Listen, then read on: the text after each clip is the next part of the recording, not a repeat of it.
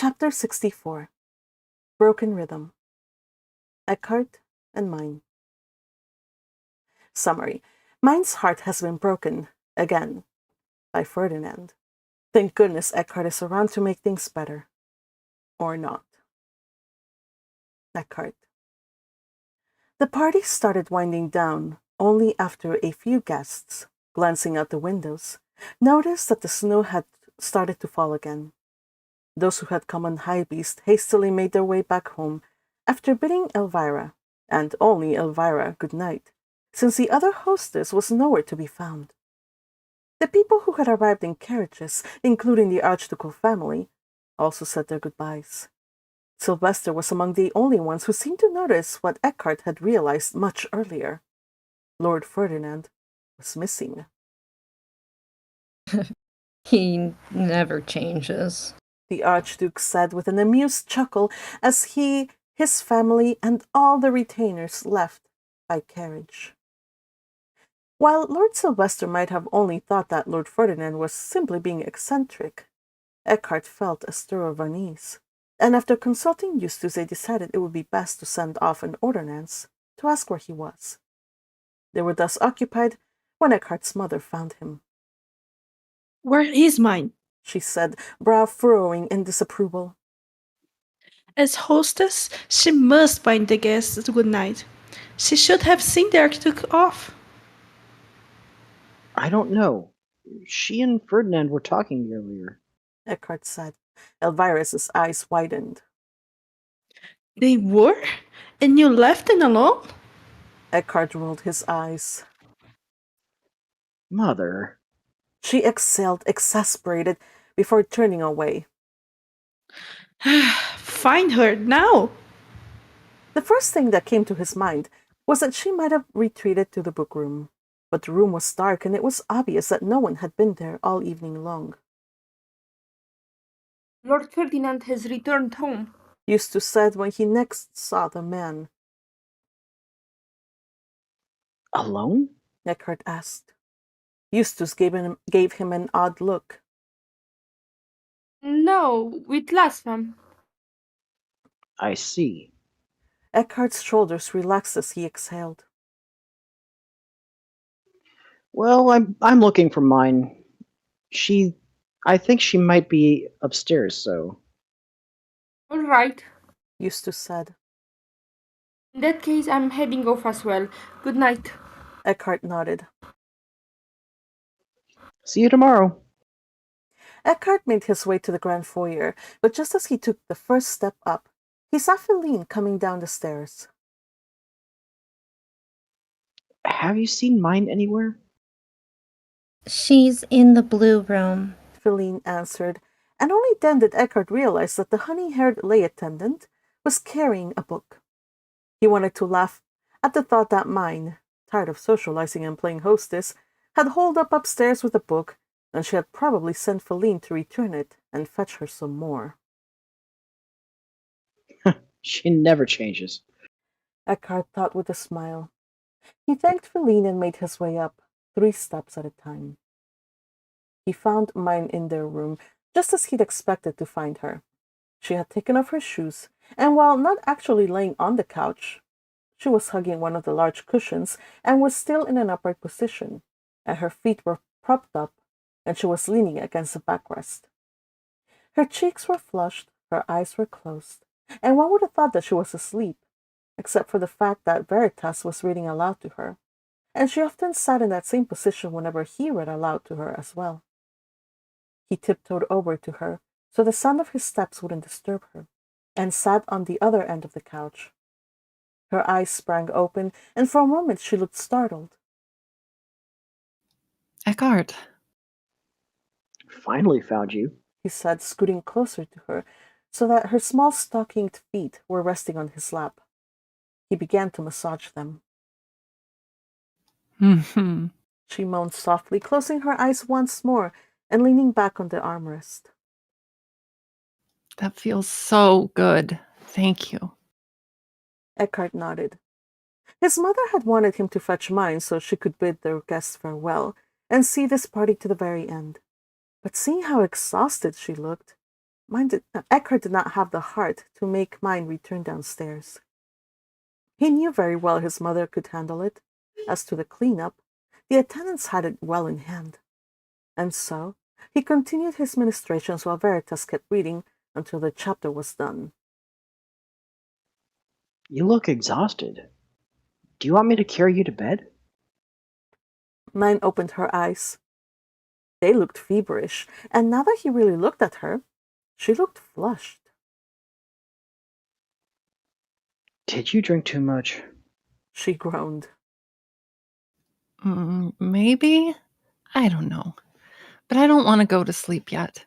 Fran needs Rosina and the others to help downstairs, so... Eckhart sighed, and having no further patience for her strange qualms, he got off the couch, took the cushion from her, and lifted her in his arms. Myne exclaimed in surprise, clutching onto him. You need your rest. He said decisively. Get the door for me, won't you? Okay. Myne said obediently with a sigh. Whoa, how much did you drink, Myne? He said. Are you gonna be sick? No, I'm not that drunk. She rested her head against him. I just took a bit to take the edge off. Eckhart had no idea what she meant, and she didn't elaborate further. He entered her room, smiling as he spotted the bright purple moonflowers at her nightstand. Luckily, the room wasn't pitch black like it had been the first time he tripped and almost dropped her. Tonight, the fire was lit, as were a few scented candles, and it occurred to him that maybe Feline had been the one to prepare the room for her mistress. Please close the door behind you. He obediently kicked the door closed with his booted foot, then walked to her bed and carefully set her down. He poured some mana on the magic tool on the headboard, and the room was illuminated even more. When he looked back down at her, he found her staring up at him, looking a little woebegone.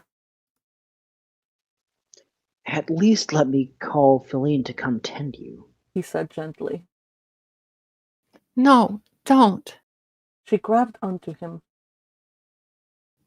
Stay. Something about the way she said stay gave him pause. Do you mean?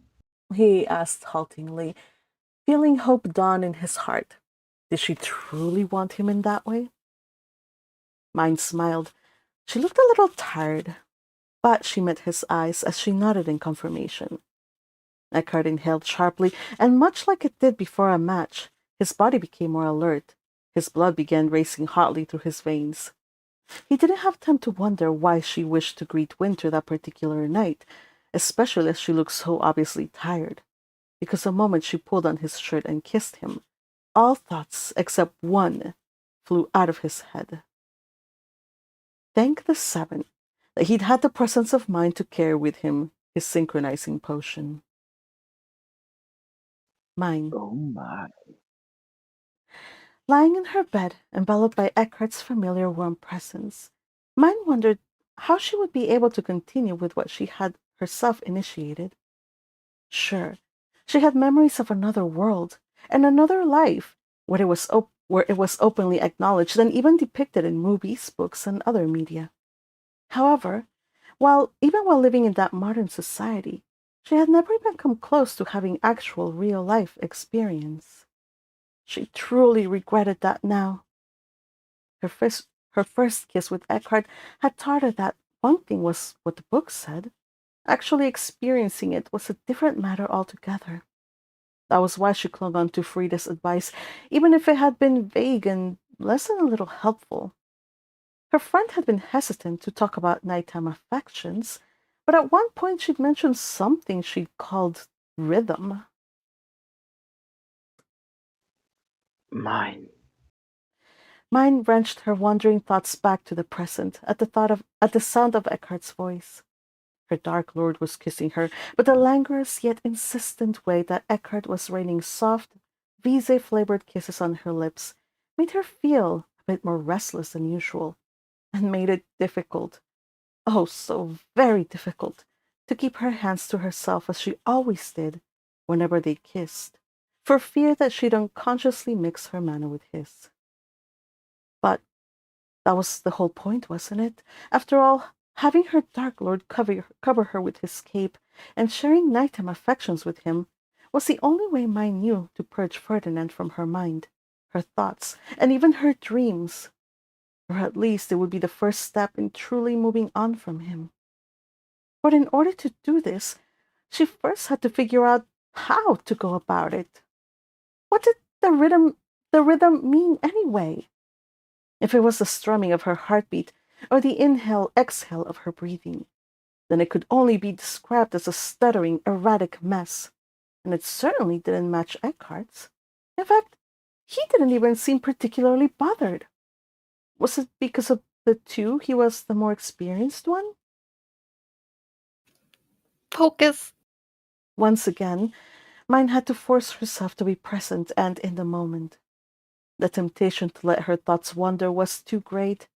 The temptation to think about Ferdinand and wonder what he was doing or thinking at this moment was almost overwhelming.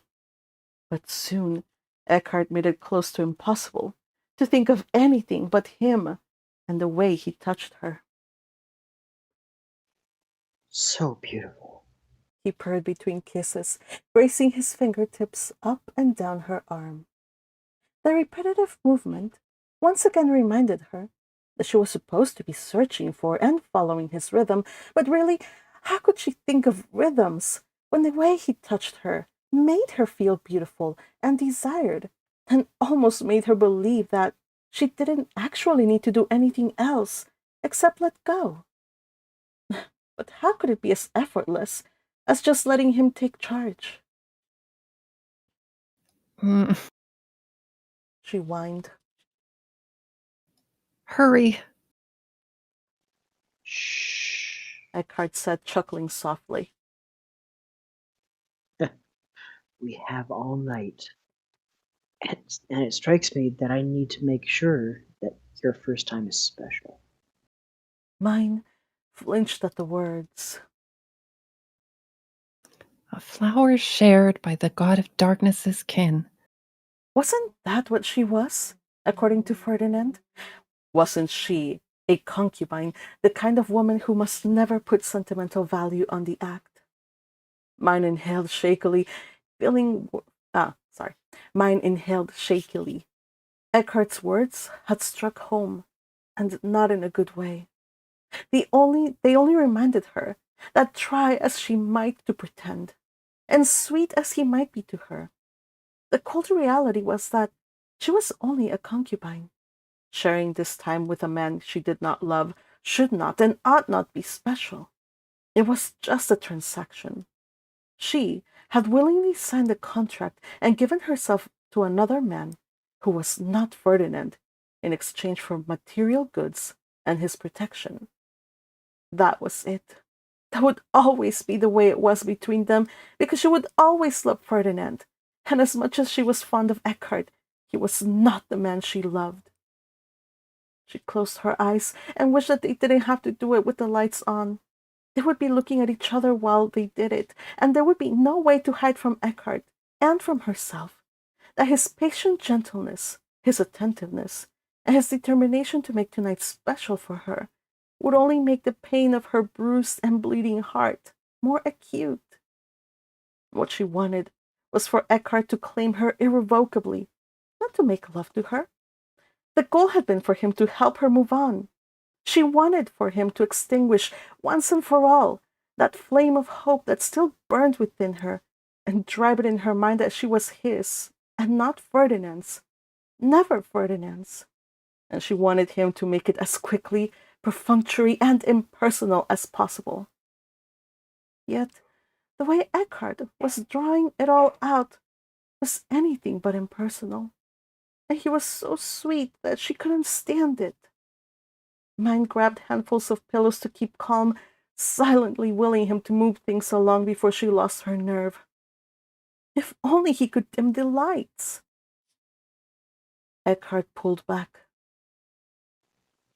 Are you cold? He whispered, sitting up a bit. No. Why? She answered. You're trembling. Let me get your attendants. No. Myne said, grasping his arm before he could get off the bed. Please don't go. I'm not cold. It's just... She felt her face warm. It's a lot. Could you maybe turn down the lights? Eckhart's brow furrowed momentarily. Still, he did as she asked and pressed his hand against the facestone on the headboard. You are tired. He murmured while grazing her cheek softly. Now that the lights had dimmed, it was a little more difficult to see each other's faces, but at least the candles burning on the candelabra on her desk cast enough light that they weren't in pitch blackness. Maybe we should stop. He suggested, gently sweeping back the hair that fell over her brow. No. Myne said, tightening her hold on him. Please, I want you to stay tonight. He was still for a moment, as if considering how to move forward, but in the end he nodded. Then he kissed her forehead, her cheek, and then her lips. Very well, if you insist. He sat up again, this time to remove his boots and his cape, letting both fall unceremoniously onto the floor next to her bed. Then, before removing his belt, he handed her a vial. Here, if you are truly sure. Myne took the glass vial from his fingers, holding it up and examining it curiously against the dim light. Eckhart watched her silently, but not in a way that was pressuring her to hurry up and gulp it down. This is it. After this, there's no going back. Her mind's eye summoned the cold, contemptuous look Ferdinand had given her earlier, and she recalled the cruel things he'd said to her. Even if he hadn't meant a word of it, what he had said was unforgivable. She dismissed the memory and looked up at Eckhart. Kind, patient, lovable Eckhart. He would never have said such cruel things to her if he had been in Ferdinand's place. That was why. How do I open it? She asked, ignoring every warning bell that rang in her head that told her that this was the wrong thing to do, that both she and Eckhart deserved better than this, that this would prove disastrous and maybe ruin their friendship. But no, she pushed those thoughts away, and after taking Eckhart's synchronization potion, gave herself to him, racing along the rest of the flower path to winter, with disastrous consequences. End of part 5. End of chapter. Oh gosh, so many emotions. Yeah, so people do stupid things when they act on impulse, especially Myne did something here that was just very stupid. But yeah, that's all I can say. Fergie says Blizzard. It's just so sad. Yeah. Yeah. I don't know if she really had much of a choice, because Ferdinand had firmly closed those doors. So I don't know if there even was a candle of hope. You know, You mean for her Ferdinand? Yeah. Okay. yeah. Yeah, so unfortunately, the one that's being the one that I feel the most pity for here is not Myne, because she's being a stupid fool, or Ferdinand, because he's also a stupid fool. It's Eckhart. Eckhart. So he truly cares for her. He's like, I don't think he sees her as just like, ooh, like whatever, like a piece of flesh. He sees her as somebody that he cares for genuinely. And I don't know, I think they were getting along really well before this, as we could see from the previous chapter where they were kind of like having this flirty vibe going on. I think they would have reached that point eventually, naturally. I think so, but they just, like it says, she just rushed down the flower path to Winter. Did you see Crusher's comment Yep. in the chat? Yep. I did see it. I won't talk about it. But Why not? because it'll be addressed later. The question comes up, and I have to answer it later. What's up? Yeah. Hmm? I did mention in the chat though that I was wondering if Eckhart is always carrying that vial with him. Just lately, remember, they have been fooling, like not fooling around, but they have been, they're already at the relationship where they could or could not. Remember the time that she slept over and stuff like that? Things were already getting a little bit that way. So he was definitely receiving signals that it could happen, and it wasn't a matter of if it would happen. It was just a matter of when it would happen between them two. Of course, he was going to wait for her to give him the green light. He was surprised that it was that very night, but he's like, cool.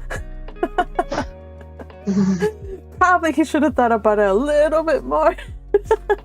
Yeah, I would really rather they not continue with the deed any further, because Myne really isn't in the right mindset for it, and Eckhart doesn't even realize what's happened. Yeah, I'm so sad for him. Red Tempest says, better. Red Tempest says on the chat, kind and patient and lovable Eckhart needs and deserves better at this moment. He does. Myne should have waited and given her full attention to Eckhart. She should have. I could tell you, I don't need to spell out how bad it was, but it was bad. And if you guys read ahead, the previous version of it had the full scene, and it was pretty bad. But I will fill you guys in somehow in another POV. There's a future chapter where we will talk about it. I think we're gonna get to it in this read along. So why do I spoil it? Let's go. Next chapter. Oh shoot! I should have been setting up the next couple of chapters. Oh, but by the way, I do want to say thank you to the Discord peeps who proofread this chapter and gave me some solid pointers. Crimson, Akuferu, Absolute Color, Quilty, and Masquerade. And of course, I dedicate this chapter to all the peeps in the hashtag talking about winter thread on the official Bookworm server. Everybody's doing great work. Yeah. All right. So let me just set up for the next chapter. It's actually a very short one now that I see it. It's only 4 slides. Yeah.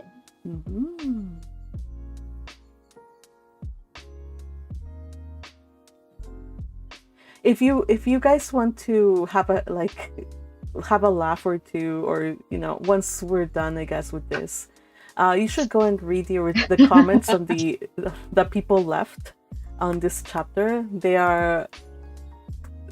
Some of them are borderline offensive. It just got people really riled up. So just so you can get a hint. I mean, those mean people. The people in the YouTube chat are already having a blast. Yeah, I'm seeing here. I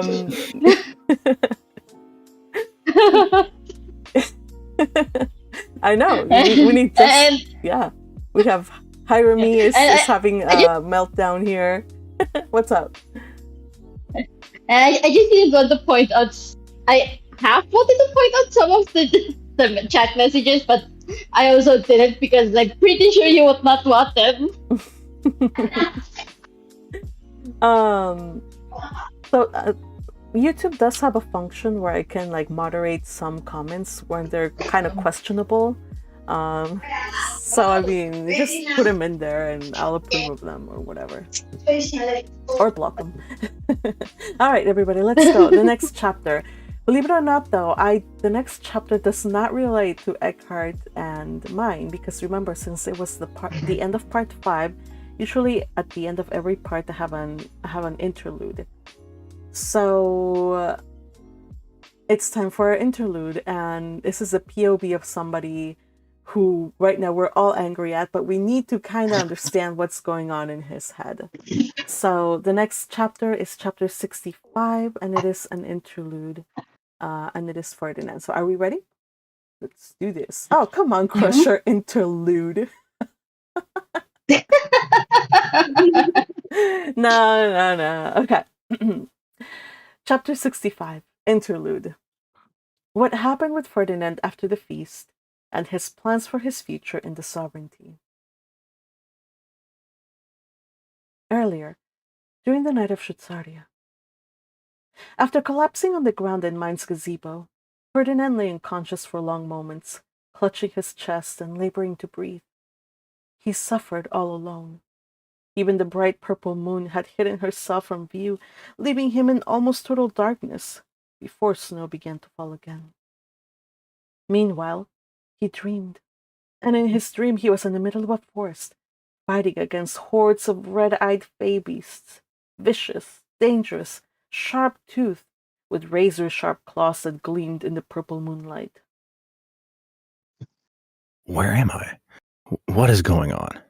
Ferdinand knew that he was in one of those nightmares. Nightmares that went from absurd to outright terrifying in no time.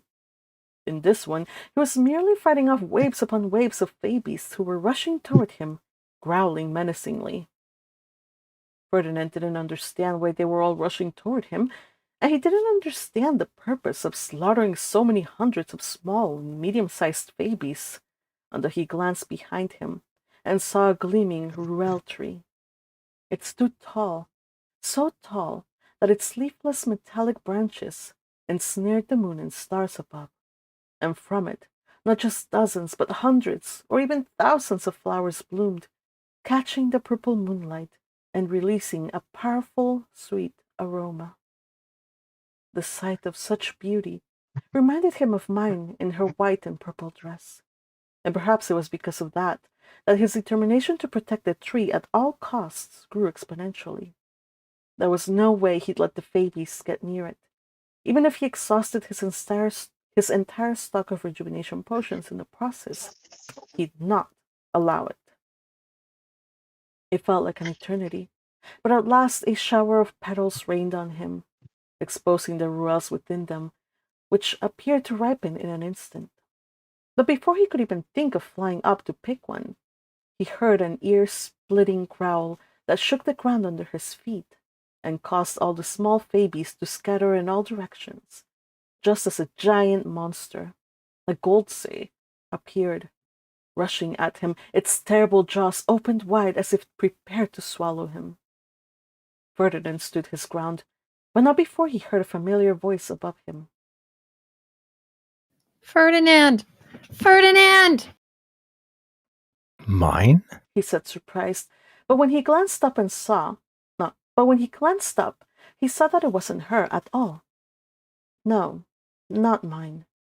Myne, and she was urgently waving at him from the window of her ridiculous flying contraption. Give it up! You've depleted your potions, and without your high beast, you're no match for it! She yelled. Never! He yelled savagely through gritted teeth as he tightened his grip on his spear and faced the quickly approaching monster with determination. I won't let you near her, even if I have to die in the attempt. As he raised his arm preparing to strike, ready to give up his life if necessary, he thought he heard Rosamine's voice. Ah, you're so stupidly stubborn! How did you turn out like this? He let her comment roll over him. The beast was almost upon him after all. Ferdinand breathed in, steadied his arm, but just before he could throw the spear with all his might, Something like a shooting star fell from the sky and struck the gold sea. Ferdinand was blinded by a bright explosion that shook the earth and sent him flying. He landed a long distance away, winded, exhausted, and hurting all over. The booming sound of the explosion had been so loud that his ears were ringing, and it took a moment for him to gather himself together. Groaning, he sat up and looked around him. The beast was nowhere in sight. In fact, neither the tree nor the moon or the dark forest were anywhere to be seen. There was just darkness, and he was all alone until Rosamine sauntered in, arms crossed. What did you think you were doing? She frowned. Where is she? Ferdinand said breathlessly. Rosamine frowned. She? The tree. Oh, that's what you meant? Well, that was just a dream. Thank goodness, too. Had it been real life, you would have been killed. He glowered up at her, but she glared right back at him, hands on her hips, with a look that he could have sworn she copied off of Riarda, even though that was impossible. But, just like the old woman, Rosamine started to scold him. You've been ignoring me all this time. You even made amulets to block me out. Thank goodness it's the Knight of Shutsaria. She was able to lend me some of her power so I could contact you again.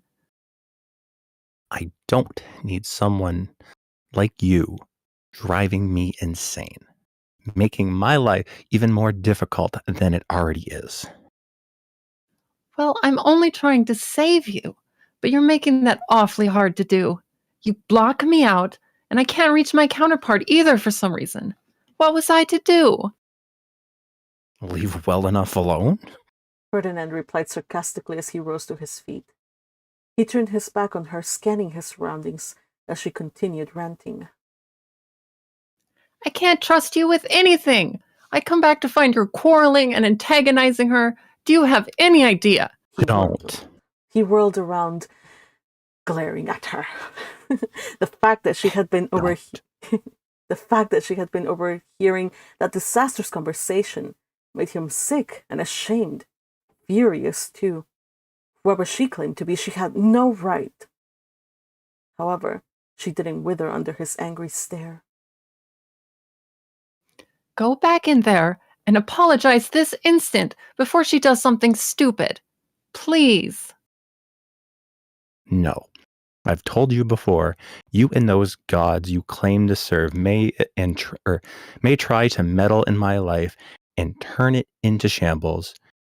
You will not do it to her. I won't let you, and I won't force her to enter the Royal Academy either, only because you seem to be so insistent on making that happen. She groaned in exasperation.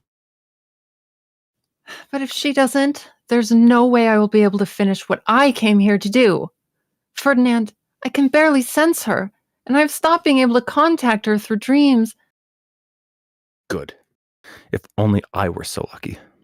Was it his imagination, or were his surroundings getting lighter? You're so infuriating. You know, Ferdinand, you like to call people fools, but right now you're the biggest dummy of them all. Ferdinand ignored her. He was mostly focused on his surroundings because he'd been right. It was getting lighter. Colder, too. Shitsaria's power has waned. She wailed beside him before she pulled his arm so he could face her.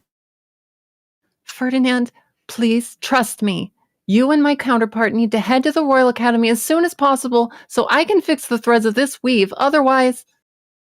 He woke with a start and found himself lying on the ground. Otherwise what? What was so incredibly urgent? It didn't matter. It had just been a dream. He rose from the floor of Myne's gazebo and looked around him. The moon was nowhere to be seen, and snow was falling, covering the entire garden in a white blanket of snow. Seeing the snow brought vivid memories of the nightmare he'd had about the end of the world. He shivered at the memory, and even though he knew he had not handled things well with Myne, He knew in his very bones that what he'd done had been the right thing. Distancing her had been the right thing to do. His chest no longer hurt like before. Only a faint ache remained. But just to be safe, he decided to go home and brew a potion to make sure it wasn't poison. His charms to guard of Rosamund had failed, so he'd need to make some newer ones tonight. Then, after a good night's rest, he'd set the wheels in motion for his departure. Sylvester suspected already. He'd be told everything tomorrow in detail. Eustace and Lasram as well. As to Eckhart, Ferdinand would need to find the right time to tell him the news. That not only was he to stay in Ehrenfest and care for Myne, but because Ferdinand did not expect to return to Ehrenfest, he would also return Eckhart's name to him. After all, Ferdinand was quite certain that after all these years, his guard knight had finally found someone to live for, if not love, in Myne. And after their quarrel, and all the things Ferdinand had said to her, it was unlikely that Myne would ever want anything to do with him. With a sigh, Ferdinand produced his high beast and proceeded to make his way home, alone. End of chapter. What have you done to my boy? What boy? Which of all the boys? Ferdinand. I just want to be left alone. He wants to be left alone. I mean, if somebody kept intruding your dreams, I think you would, brew a few charms or two, Yeah, piss off ghosts. Piss off ghosts. Yeah, I think he thinks he's going slowly insane, so yeah. Well, I love the think- difference. Yeah, say. Patrick and then Yukihime. It seems that, I mean, Magpie, you're the one who wrote this, so you probably know better than any of us here, but it seems that his distrust of the gods, which he established very well in canon, it's causing him to not trust Rosamund, the one who's doing everything in her power, even shortening her own life to save him.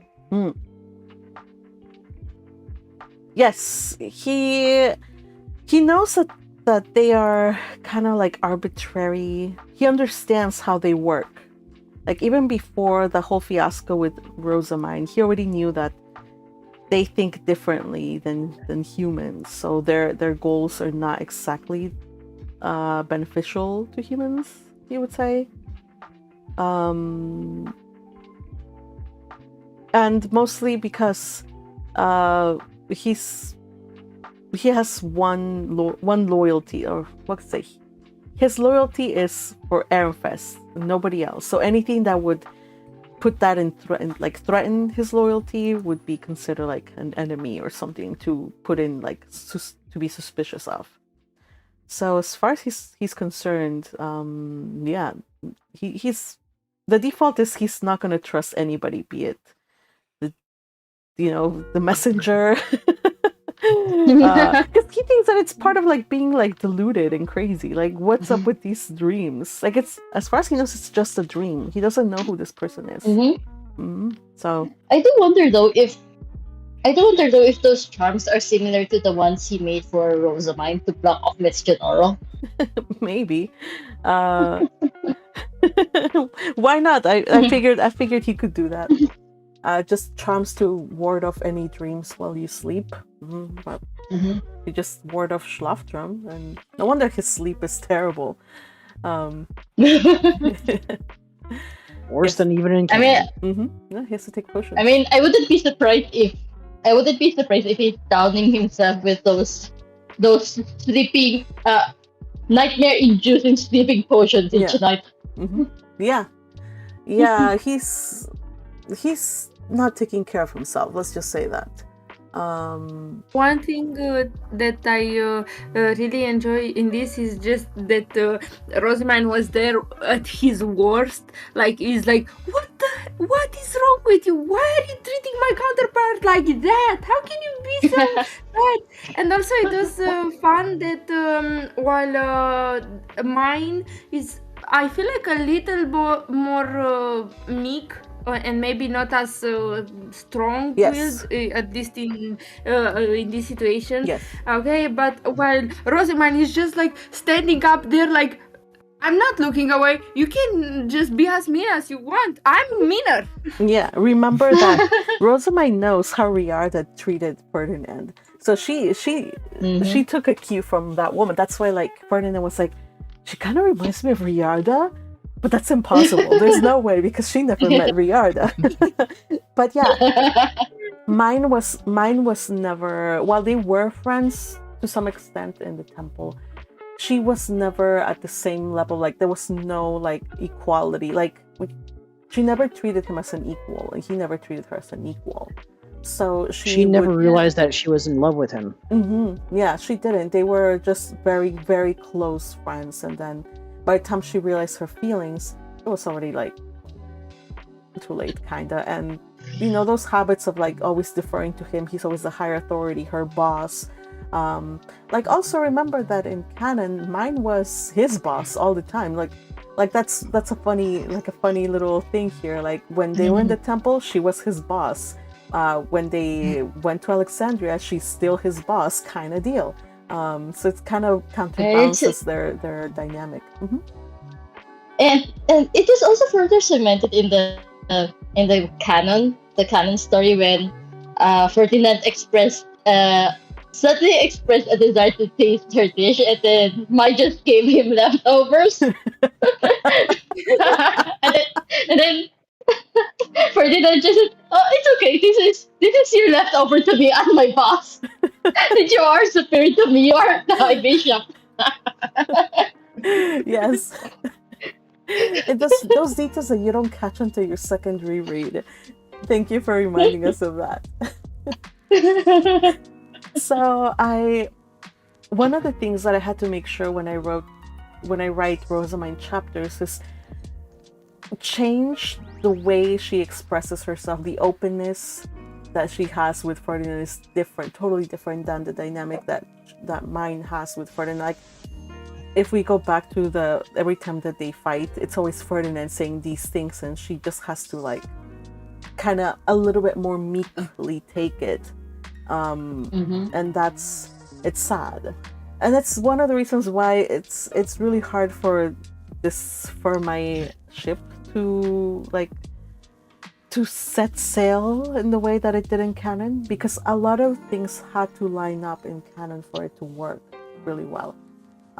That's one of the reasons why I wrote this. I just wanted to explore what ifs so that I could highlight, like, yeah, it just puts into more perspective of why Kazuki Sensei was so careful and so good at setting up that ship, because it would not have worked if she hadn't done all that work leading into it. So that's not to say that. Yeah, but yeah, go ahead. I love the fact that Ferdinand, who is not used to Rosamund's whole personality, just is suddenly, like, meeting this Rosamund who is, like, completely completely very courageous with him and stuff like that. He doesn't know what to do with her. He just does not know what to do with her. But then again, even the canon Rosamund, even as she grew up, she still has her innate meekness, but to a more subdued level. Like, she still has her meekness towards those she deems superior to her. That's why she, even though she is technically Ferdinand's boss, she still follows whatever instruction he gives him. He gives her. Yeah, she respects his opinion, and absolutely, yeah. So it's a very delicate balance that I think that Kazuki Sensei managed to pull off very well. And unfortunately, we don't get to see that much here in Awa. Yeah. I like Yeah. Go ahead. I was gonna read some I was comments. just going I'll to do s- it after you. Okay. Okay. I was just going to say that in your weave in A World Away, mine is still well, her outburst tends to come out more as kind of like a rebellious teenager. Hmm. Like that kind of feel, unlike the ones we get from Rosamine, which is more developed in a sense. Well, And in a way, it's slightly due to the background. yeah, and like I kind of like probably could have like added a little bit more canon feel, but this is Rosamine. She has been through a lot fixing this weave. She is so over this. She's like, come on, dude, I'm so tired. I just want to go home. I want to fix this weave. Can you please just cooperate? So she's tired, frizzled. She just wants to go home. So yeah. Yeah, the world is ending. Hi Remy. And Ferdinand has to do something about it. So he is determined to do what he can to stop it. I remember he had that nightmare. So he's like, no, I'm gonna go to sovereignty to make sure that it doesn't happen. But yeah, it's and how he's going about it. and that's what I was wondering when you wrote that he was going to the sovereignty to become its high bishop during the previous session. What first struck my mind was that is he going to be the new? Is he aiming to become the new Zed and secretly fill the foundation with his mana? Because when he becomes high bishop, he'll get the key, right? And then he'll be able to have access to the foundation and fill it with his mana without letting other people know what he did. Theoretically, yes. Though we'll see what his plans are. I cannot divulge more. But yeah, theoretically he could just become the Zent in everything but name. He could. That's why he's very secretive about what he's going to do. All right. So one more comment here. Theo says Ferdinand even shoots the messenger. How hard boiled. Shoot Darius the messenger? Yeah. Shoot Serious messenger. All right, everybody, let's read the final chapter. Yes, it picks up right where chapter 64 ended. And it should answer a few questions that you guys might have.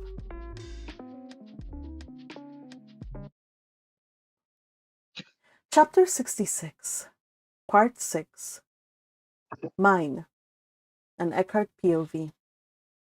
What was going on through Eckhart's mind while he and Myne were together? Eckhart began to get suspicious around the time that she asked him to dim the lights. But he figured that as it was their first time together, she was embarrassed and was naturally too shy to let him see her. However, it was when Myne told him to hurry up, and she insisted on being in almost total darkness, that he knew she was up to something, and her foolish words about not minding if he hurt her only confirmed it. Before he had thought that she'd been enjoying their slow joining. She'd always been vocal whenever they kissed, and it had been no different as they'd begun to mix their mana in earnest. And while at first he found it adorable that she was trying to muffle her cries, something about the way she buried her face and hands in the pillow seemed off, as if the number of times he had to bring her thoughts back from wherever they were. Touch me. Call my name. Let me know you're with me. What had happened? She had been overflowing with mirth during the party and had seemed happier than he'd ever seen her. When they had been playing around in the solarium after the recital, he'd found her so irresistible that had it not been for the servants quietly working in the room, or Lord Ferdinand stepping in, he'd have made her squeal in more than just laughter. He'd never seen her sparkle with so much life and warmth, and he never wanted her so much. So when she'd invited him to her bed, He'd thanked whatever gods were looking out for him and hardly even thought to ask himself why she would ask him to stay with her that particular night. Sure, she'd been a little bit worse for the drink, but she'd not invited him to stay out of impulse. That he knew for certain.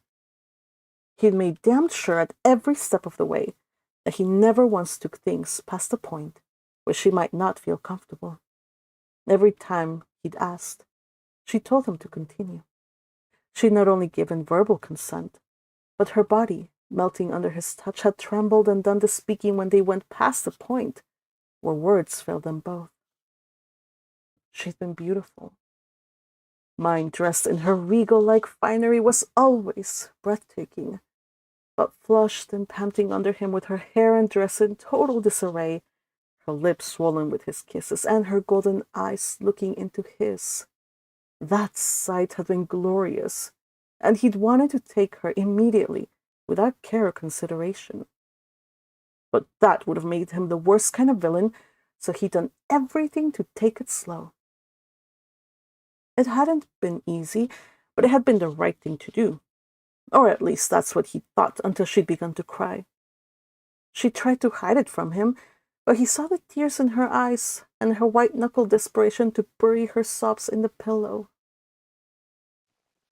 Something's wrong. That was when he knew, with bone-deep certainty, that he had to stop.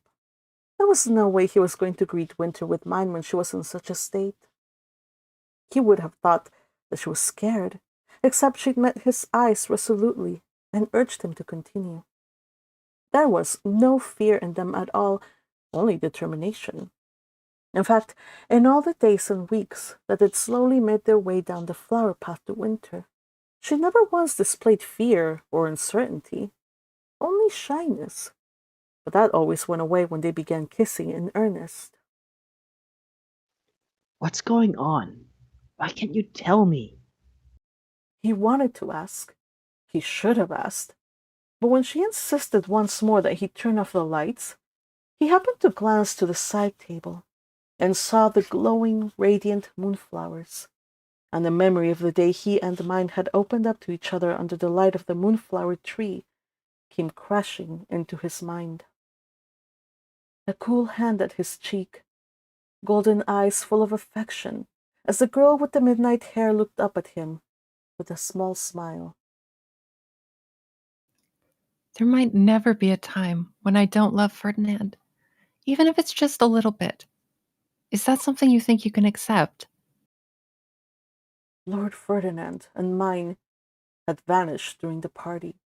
Then his master had left his own party before any of the other guests, while Myne had holed up in their room to drink alone. Eckhart's breath caught at the sudden revelation, but he had to shake himself and face the truth unflinchingly. Myne was thinking of Lord Ferdinand while they did this, and it was even possible that Eckhart was some kind of stand-in for his master. That had never been outside the realm of possibility, of course.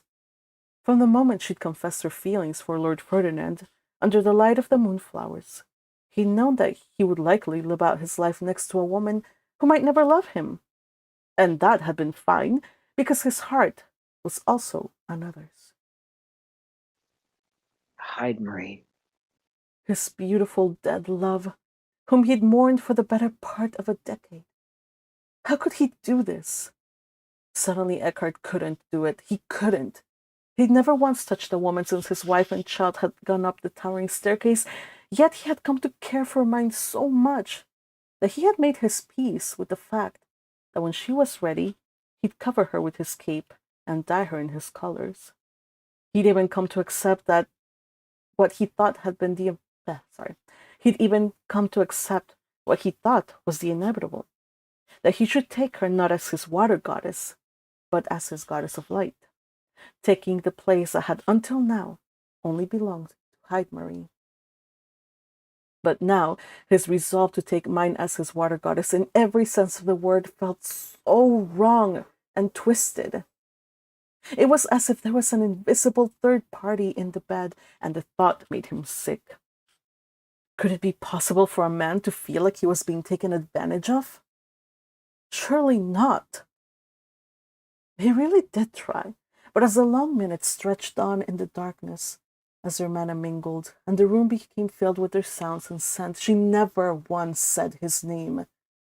She thought she was safe under the cloak of darkness, but she never reckoned with the fact that he had mastered enhancing his eyesight, and while he couldn't see in pitch blackness, the light from the fireplace was enough for him to see the tears dripping from her tightly closed eyes, and how desperately she bit into that pillow to muffle her cries. He should have stopped, but a part of him was angry that he had basically agreed to be used in this way. If he told Myne that he was hers for the taking and she had interpreted a different way, who was he but to blame but himself, especially after he had told her that he would always love another woman and had accepted it when she'd said she would always love Ferdinand? Still, he didn't have to like it and repeatedly gave her opportunities, almost begging her to put a stop to her nonsensical game. But she'd wanted to proceed each time, and they'd forged on ahead. Yet, despite his simmering anger, there came a point when he lost himself entirely, only just managing to pull out before he spilled his snow. It was so intense that he barely remembered not to crush her with his body weight as he dropped onto the bed beside her with a groan. Myne. He said, panting and extending an arm toward her. Despite his anger and frustration, he needed to touch her, kiss her. He needed her to hold him as well. Myne. Come to me. She whimpered softly and shook her head. He tried again, but she flinched when he touched her, and her tears didn't stop. Gods above. Does she hate me now? That thought chased away the pleasurable warmth that coursed through his body. Yet no matter how much he asked her to tell him what was wrong, asked what he could do for her, and so on, she remained as she was, resolutely hiding her face from him. It almost felt like he'd taken her by force, and all she wanted was for him to get out of her sight, her bed, and her life. Surely she doesn't regret what we've done? Yet, what was he supposed to think when he asked her if she wanted him to stay and she ignored him altogether? Something inside him died, but he could only do as she wished. He cleaned himself using washing, wishing he could clean her too, especially as he had spilled his snow on her body. But if she found him so repulsive that she didn't even want to look at him, then the last thing in the world she would want was for him to take care of her or to tend to her. It felt wrong, so incredibly wrong, to leave her like that. But he couldn't stay in her room if she didn't want him there. All he could do was summon her attendants, so he got off the bed and put himself to rights. The best he could do was cover her with a blanket so that when her attendants came, they wouldn't see her so exposed. It felt wrong to open the door and just leave without so much as a goodnight kiss. And he knew, with bone-deep certainty, that it would be wrong to walk away knowing that she was weeping and there would be no one to hold her. But he wouldn't stay where he was not wanted. His room wasn't far from hers. It was only a short walk down a single corridor, but it felt miles long. Once in his room, he threw himself in his bed, relieved that his attendant wasn't there to greet him with his usual solicitousness. Suddenly, Eckhart remembered that he hadn't summoned Myne's attendants to see to their mistress. Damn. He leaned over to reach for the face stone on the side table, and his gaze landed on a book that he'd left there earlier, and the cream envelope tucked in its pages, acting as a bookmark. The sight triggered his memory. Myne's letter. He was still for a moment before he leaped out of bed. Perhaps he was being foolish, but a part of him couldn't accept that the same Myne who had comforted him under the starlight when he spoke of Hyde Murray, who had embraced him in the garden during his lowest moments, and that had penned that apology letter would be capable of callously discarding what they shared. And even if she had done something out of some stupid impulse, Eckhart believed that that same girl who had written that letter because she'd been too shy to apologize face to face would blame herself in the future and look back on this with remorse, if not bitter regret, if he left things as they were. It had felt inherently wrong to leave her alone because it had been wrong, which was why he marched back to her room, opened the door, and, risking rejection, risking whatever little affection she might have left for him, went to her, sat on her bed, and placed his hand on her head. Myne. End of chapter.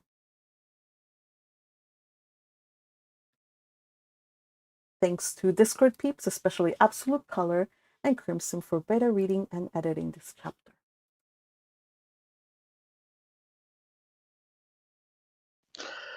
Well, that was a chapter. Holy cow. Poor Eckhart. My heart is breaking for him and Yeah. for mine. Like, What Yeah, a no, cliffhanger, that yeah, guy! cliffhanger. I know. Can I say that I love how on chapter 64 you wrote Eckhart's point of view as so romantic. He was so in love with her, and in Myne's point of view, she was so dizzy. You can see exactly what she was thinking in the right moment. Oh, yes. Then on chapter 66, the realization and everything falling apart, the romancing going out, and it was I so know. good, but no. Yeah, and I kind of feel sorry that I had to chop 64 down, because what I did, I kind of went did the parallels, kind of went down the whole thing. But I think you got the gist of it with this one chapter as to how bad it got. But yeah, it's a bit of a cliffhanger, and I'm glad that you enjoyed these chapters and how they kind of go together. And I know that right now we don't know what's going to happen with them too, but I will leave you to this. I will let you have Thanksgiving and Black Friday and I'm sorry. I'm getting blamed for something truly degenerate in the chat. What in the hell is wrong with you people? What? Says the Cisco. Oh man, I'm so glad I don't have to worry about monetization. I'm sure that this chapter will get so demonetized on the other chapter. Red Temple says next chapter, please. I don't know if I can do next chapter though. It's already one. I mean, we have it highlighted. We do have it highlighted, but I want to leave you guys some tenderhooks. Okay, it's not I'm very just glad long. it I don't know. What's up? ended Yukihime? with like a hopeful note. You know, it ended with like Eckhart coming back to her, and like that helped a lot with my feelings. You guys.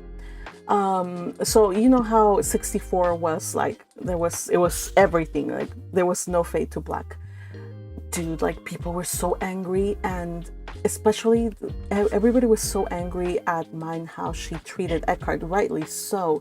Poor precious murder puppy. His sweetness, his kindness, everything was thrown back at him. Like it was so sad. So Yes. I was going to write all kinds of interludes in between, but people are like, no, we need to know what happened. So like I know I usually left it to like months and months and months between updates. Well, not months and months, but weeks definitely. But I was literally forced to write these chapters 64, 65, 66, 67 as soon as I could, just because of the whole anguish going on. Yeah, people would have trolled you to continue writing, to not leave them hanging. Yeah, I mean they already like these chapters, they got people. I had to block people like users because they were just so angry, so toxic. I was like, man, dude, this is just a story, dude. But yeah. So let me see. I do believe I got. Let's see. Let me see if I can pull it up here. The dates. Part 6, right? So the Night of Shutsaria was August 4th. Dang, I wrote so much that time. Okay, so Night of Shutsaria chapter 1 and chapter 2 were published on the same day, August 4th. Then Broken Rhythm also. Dang, Broken Rhythm also on the same day? Man, I was busy. Then soon after, it took me 10 days though. After chapter 64 Broken Rhythm, I left 10 days before I wrote the Eckhart POV. So I think that's why people were so angry. I left them 10 days with a huge question. Yeah, that was pretty bad of me. Later on, I went and reordered the chapters and put the interlude. But the interlude with Ferdinand, I wrote it like after like 5. So I moved. Yeah, the interlude was not supposed to be there. I moved it just now. But yeah.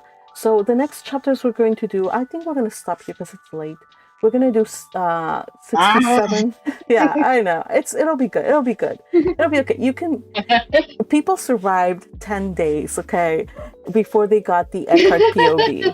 Okay? You will be okay. People are gonna riot. People are gonna riot. Look at them hanging on such spicy themes. I think even if we read chapter 67, it won't get better. Yeah, we need to have 67 and 68 together. There's just no way. Yeah.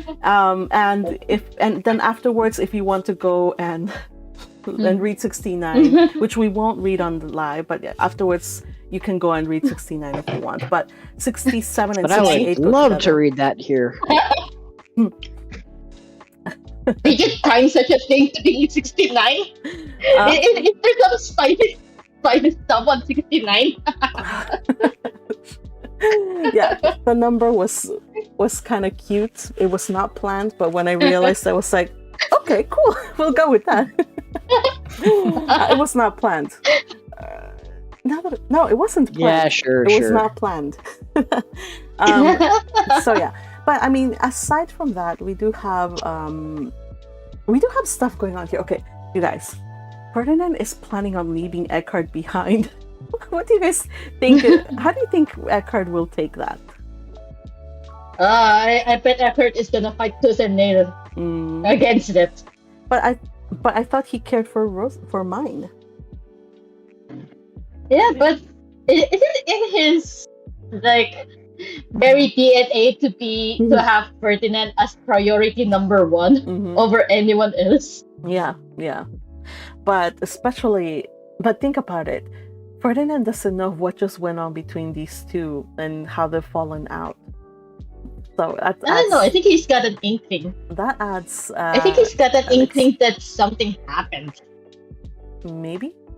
So far, right now, he doesn't know about Eckhart and Myne having the relationship being in the rocks. But that's certainly going to affect Eckhart quite a bit. Do look forward to that announcement that's coming up on top of all clearing the air between Eckhart and Myne. Don't worry, it takes a few chapters, but not as many as you would think. I'm not gonna make you guys suffer. So yeah, that's about it. Should I read what's going on YouTube? People think, oh, this is the second time people keep pointing out NTR. Does this fall as NTR? I don't know. I don't think so. A little bit. I don't think it does. It's I think it's on the borderline. Yeah. I think it's on the borderline because he's doing the deed to someone else was thinking about someone else. So I think on the borderline. I honestly don't think it's NTR, but I could say something, but you guys read things differently. And also, I'm not well versed in internet slang. I am still a pure, innocent magpie, so don't involve me. And in we are this. slowly corrupting you. Yeah, so let's see. We have people giving encouragement to Eckhart. I think he deserves so much love. Because he did not deserve what happened. Yes, justice for Eckhart, says Red Tempest. Red Tempest also says, Patrick admits it again, it was him. No, I did not. I did not do that. That one was definitely not me. All right. So I think we covered most of the talking points for this chapter. These chapters to get the resolution. Don't forget the memes. Oh yes, the memes. Oh my god, what's with these memes? All of them. Wait, there's memes? How many? I thought there was just the one meme. There's more? No, there are a lot. Oh dang. Red Tempest has been going off, yeah. I've Oh, been shitposting all Fergie? conversations. you have? You Yeah. have? Oh my gosh, oh my gosh. Okay, then I better get to them. Let's see. Hang tight a second. By the way, we talked a lot about Eckhart, but what about Myne? Are you guys gonna let her off the hook for her behavior? Does course she, not. does she deserve I also to? feel sorry Course for not. her. Okay, so she doesn't get a pass. Nope. That's She shouldn't right. have done that. She should not have done She that. shouldn't have done that to Eckhart. I mean, Dug her own the grave. least She did. the least she could have said was be open about it with Eckhart first, and then see Mhm. how it would unfold afterwards. Yeah, she should have. I am giving her some kind of kindness, honestly. Like, I feel like she did something stupid and hurt Eckhart, but like she's also hurting herself. And I don't know, Yep. I'm a lot more calmer than when I first read it, I guess. Were you someone? Were Yeah. you like wanna? Do you remember that time when they were cussing me out? The people I were don't angry. really read all the comments, so People like, were so I don't know, angry. but I saw mean- the notes at the end. Mine definitely doesn't get a pass because Eckhart gave her so many chances to open up and to stop what they were about, and eventually did. So yeah, she doesn't get a pass at all. And she You know was given so many opportunities, Mm-hmm. Yeah. yet she know chose how to I ignore feel? them and selfishly went on with whatever was happening. Yeah, man. Mhm. I am thinking of it like a little bit like either one of them between Eckhart and Myne can be emotionally stable at one point. So like right now it's Eckhart's turn, but like until now like Myne has helped him a lot with his emotional stuff. Mhm. So like now he's kind of in the position to help. I don't know. Yeah. So let's remember that of the two, she's not an adult, let's just say. She's still messing up, first relationships and stuff. She's messing up a lot. So Eckhart is the adult in this situation. What's up with the olives? Fergie. Oh! Oh no, it was Is that thing. Like the potion. Yeah. How do I open this? Yeah. Because when I remember is there used to be a potion that you have to push through a space stone into it. So there's I figured there were different ways of like opening or using potions. So that's why she asked like, how do I open this one? Because there's different ways you can activate potions. But yeah, you make a good point. Oh, I was thinking that like her hands are trembling, or just like she was just like very confused. Didn't think that about potions. I mean, I just that's something I assumed. Usually they can be looked like little test tubes or vial thingies, but I don't know. They can be closed different ways. That's what I thought.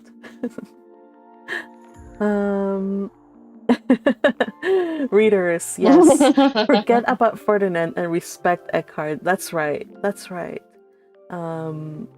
I'm just kind of like really proud of having made Eckhart be so sympathetic. Like people be so sympathetic to Eckhart, in spite of the fact that this is a fandom that mostly, for the most part, venerates the OTP. You know, don't mess with Fermai.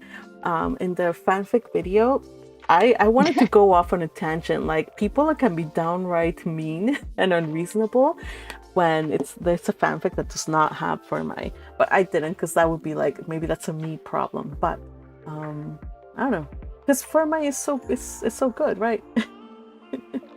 It's a them problem. It's not a you problem. Right. I'm laughing at these things. I mean, it's easy to get on onto the Myne ship, so long as you consider it as a completely different story from the main canon. Yeah, and this is Exactly. a completely different story. Mhm. Fergie's like, me as the world turns to dust. Yeah, that's Ferdinand. He's afraid of the world turning to dust. He had that nightmare. So he's desperate to make sure that it doesn't happen, whatever the cost. A Seinfeld meme. Fergie, did you want to put that? Please tell me that was not when they talked about snow. Oh gosh.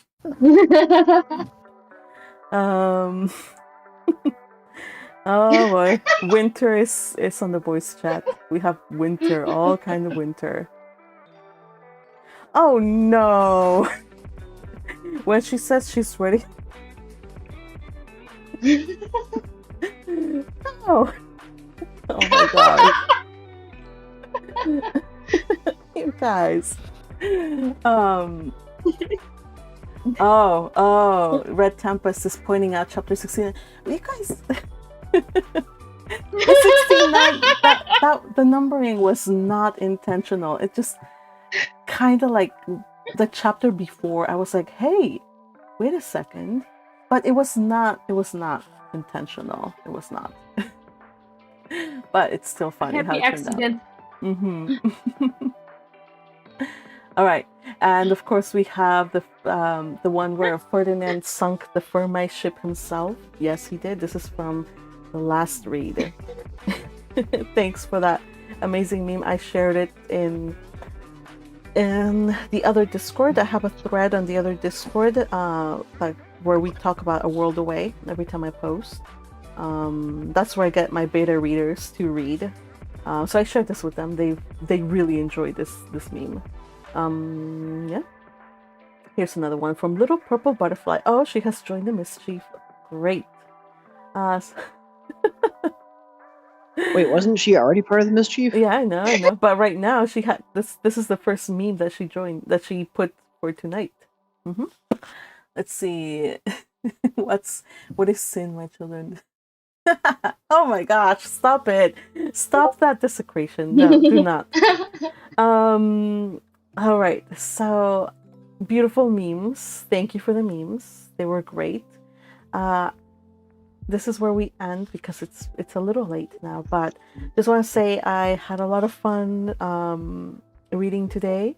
Also, fun thing, you guys. I have been reading this and I have an audience in real life listening. So my sister is listening to this probably. So yeah, it was. Hi, Sister Magpie. Hi, sis Magpie. It was great Fortunate comes back. It was great to have a little bit of an audience. I hope I don't get into much trouble. All right, everybody. Hi to my sister. Let's head Happy on Thanksgiving, out. everybody. Yes. Hope you have a great day tomorrow. Happy Thanksgiving, everybody, and we'll see you on Monday evening again. All right. Yes. Thank you, everybody who read. Again, we had Sylvester was read by Little Butterfly, Elvira by Emmy, Eckhart was read by Patrick, Eustace was read by Yukihime, Feline was read by Little Butterfly, Myne was read by Teal, Ferdinand was read by JC Fergie, Rosamine was also read by Teal, And our highlighters, again, thank you so much for your hard work. Haremy and Teal, of course. Thank you, thank you, thank you. We will see you then on Monday. Take care, everybody. Bye, gang. Thanks for reading. Bye. Bye. Bye. Bye.